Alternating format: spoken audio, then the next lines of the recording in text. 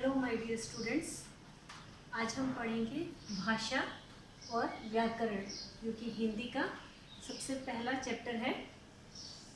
और आज हम बात करेंगे सबसे पहले भाषा की। भाषा क्या है? अभी मैं आपसे बात कर रही हूँ, इंटरेक्ट कर रही हूँ किसके थ्रू? लैंग्वेज। भाषा वह साधन है जिससे मैं अपने विचार आप लोगों के सामने प्रकट कर रही हूँ और आप मुझे सुनकर समझ रहे हैं। तो भाषा क्या हो गया? वह माध्यम जिससे कि हम अपने विचारों का आदान प्रदान करते हैं। ठीक है, मैंने अभी आपको एक्सप्लेन किया, मैंने बोला और आपने सुना। तो जब कभी बात बोलकर समझाई जाती है और सामने वाला सुनकर उसे समझता है तो वह भाषा का क्या रूप हो गया? मौखिक रूप। और वहीं दूसरी ओर जब मैं अभी बोर्ड में आपको लिख के बता रही हूँ, कोई चीज़ समझा रही हूँ, ठीक है, तो आप इसे पढ़कर समझ रहे हैं। जब आपको एग्ज़ाम में जैसे कि क्वेश्चन पेपर दिया जाता है, आप क्वेश्चन पेपर देखते हैं और उसको पढ़ते हैं और उसके बाद उत्तर को लिखते हैं, तो वह भाषा का लिखित रूप हुआ। तो हमने सीखा कि मौखिक और लिखित रूप, भाषा के दो रूप हैं। कौन से? मौखिक और लिखित रूप। भाषा क्या हो गया? साधन, वह साधन जिससे हम अपने भाव व विचार का आदान प्रदान।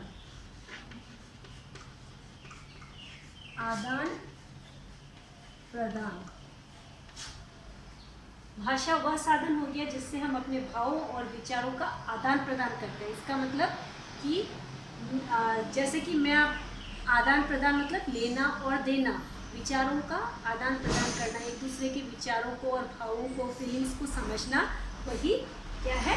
भाषा है। ठीक है, तो और मैंने आपको कहा कि जैसे कि बोलना और सुनना, ये क्या है? भाषा के मौखिक रूप है। वही दूसरी ओर जब लिखना, वह उसको पढ़कर समझना, वो क्या हुआ? लिखित रूप हुआ, भाषा का लिखित रूप। साथ ही साथ ये बोलना, सुनना, लिखना और पढ़ना भाषा के कौशल भी कहलाते हैं। ठीक है, यहाँ तक सभी का आई थिंक क्लियर हो गया है। अब हम आगे बढ़ेंगे। मातृभाषा।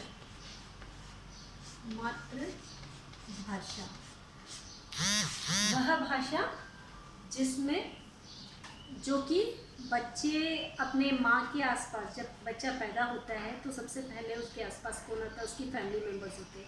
उसी इन्वायरमेंट में जो लैंग्वेज वो सीखता है वह कहलाती है मातृभाषा। ठीक है, अब है नेक्स्ट राजभाषा। राजभाषा क्या हो गया? जैसे कि ऑफिशियल वर्क के लिए, मतलब कार्यालयों में जो लैंग्वेज, काम में, दफ्तरों में, कार्यालयों में या राजसी कामों में जो भी लैंग्वेज का प्रयोग किया जाता है वह राजभाषा कहलाती है। तो हमारे भारत की राजभाषा क्या है? हमारे भारत की राजभाषा है अंग्रेजी और हिंदी, दोनों ही हमारी राजभाषा है। अब बात आती है राष्ट्रभाषा की।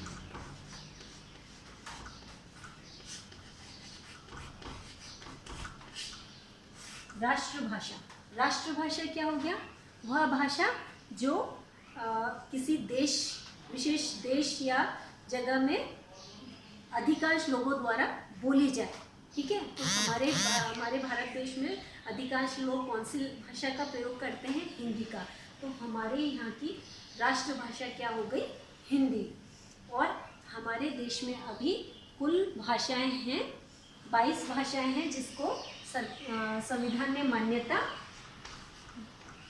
प्रदान की है, भाषाएं। ठीक है, अब बात आती है, आपने सुना होगा बोली। हाँ, वहाँ तो ये बोली बोली जाती है, वहाँ ये भाषा बोली जाती है। तो आप सोचते होंगे कि बोली और भाषा क्या है? कुछ अलग अलग चीज़ है क्या? हाँ, दोनों में डिफरेंस है। वो डिफरेंस क्या है? भाषा जो है, भाषा का लिखित रूप होता है, मतलब भाषा बोली और भाषा। बोली क्या है? बोली आपका सीमित क्षेत्र में बोली जाती है, ठीक है, परंतु भाषा का जो क्षेत्र होता है बहुत बड़ा होता है। और भाषा बोली का जो साहित्य होता है वो मौखिक होता है, जबकि भाषा का जो साहित्य होता है वो लिखित होता है, मौखिक साहित्य।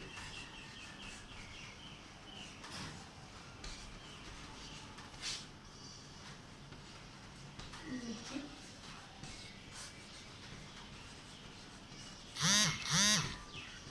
साहित्य और बोली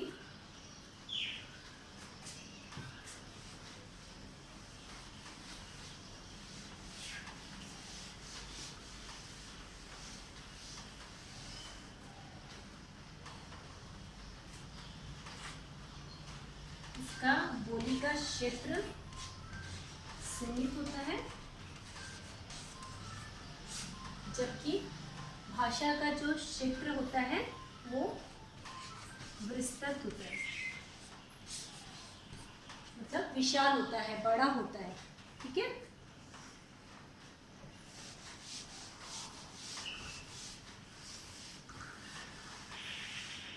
हमारे यहाँ भारत में पहले 18 भाषाओं को मान्यता प्राप्त थी, परंतु अब हमारे देश में टोटल 22 भाषाएं विद्यमान है।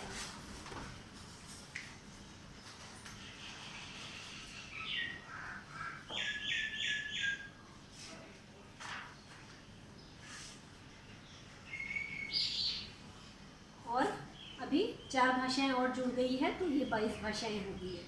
एक नई बात और है,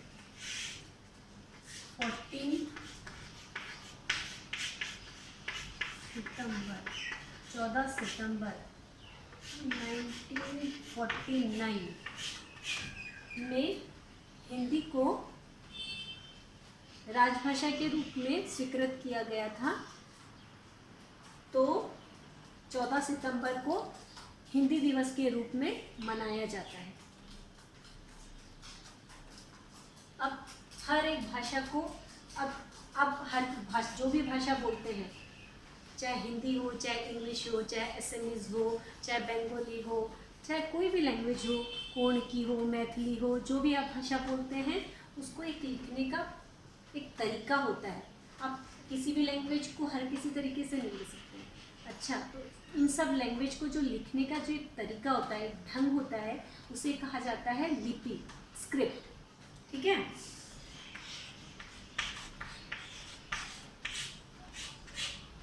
तो लिपि क्या है? भाषा को लिखने का तरीका। भाषा क्या हो गया? हमारे मुख से निकली हुई ध्वनियाँ जिसका कोई अर्थ हो। तो मुंह से निकली हुई ध्वनियाँ जिनका कि निश्चित चिन्हों में लिखा जाता है, निश्चित तरीके से लिखा जाता है, वह लिपि कहलाती है। इन शॉर्ट भाषा क्या है? लिपि क्या है?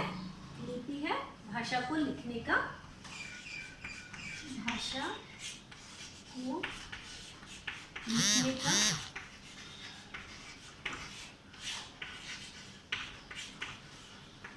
ढंग या तरीका,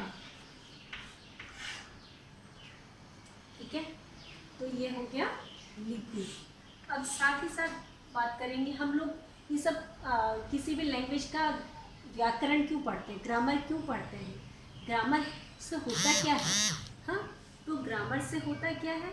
अगर आप किसी भी लैंग्वेज का ग्रामर नहीं जानोगे तो आप कोई भी शब्द को कैसे भी बोलोगे तो आपको उसका गलत और सही का कोई पता ही नहीं पड़ेगा, ठीक है। तो जैसे कि आप जब भी कोई बात बोलते हैं तो आप उसको एक प्रॉपर सीक्वेंस में बोलते हैं, पहले ये बात बोलनी चाहिए, बाद में वो, ठीक है। तो शुरू में हम लोग जैसे मेरा नाम रमा है या खरगोश कूद रहा है, ठीक है। तो जैसे कुछ भी आपने एक सेंटेंस बोला है तो उस सेंटेंस का एक प्रॉपर तरीका है। तो ऐसे तो नहीं कह सकते हो कि खरगोश कूद कूद खरगोश रहा है, तो ये सेंटेंस सही नहीं है। तो आपको कैसे मालूम पड़ा ये सही नहीं है? क्योंकि आपको इसकी भाषा का, ग्रामर का ज्ञान है, इसीलिए आपने कहा कि ये सेंटेंस गलत है या ये है वाक्य गलत है। तो इस प्रकार आपको व्याकरण किसी भी लैंग्वेज का पढ़ना बहुत ही ज़रूरी है। समझ में आया बच्चों? व्याकरण, व्याकरण वह शास्त्र है, वह शास्त्र जो कि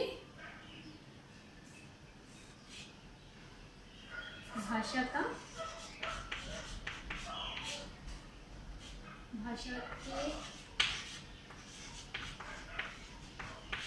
शुद्ध रूप का ज्ञान कराता है।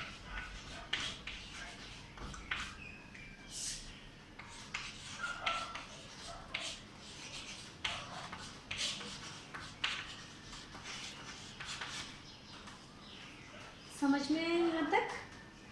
तो आज हम लोगों ने क्या पढ़ा? सबसे पहले हम लोगों ने पढ़ा भाषा। भाषा क्या है? भाषा वह साधन जिसमें हम अपने विचारों का आदान प्रदान करते हैं। भाषा के आदान प्रदान के दो मुख्य तरीके हैं, दो मुख्य रूप हैं। वो क्या है? एक है मौखिक, दूसरा है लिखित।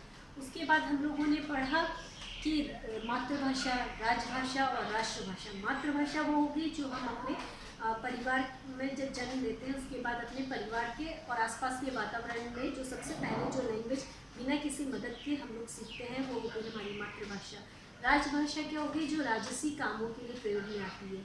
अब बात करते हैं मातृभाषा की। मातृभाषा वो होगी कि हमारे देश में अधिकांश लोगों द्वारा बोली गई भाषा। उसके बाद हम बात करते हैं कि भाषा को लिखने का एक तरीका होता है, उसे क्या कहते हैं? लिपि कहते हैं। और हम लोग अब जो व्याकरण पढ़ रहे हैं वो क्या है?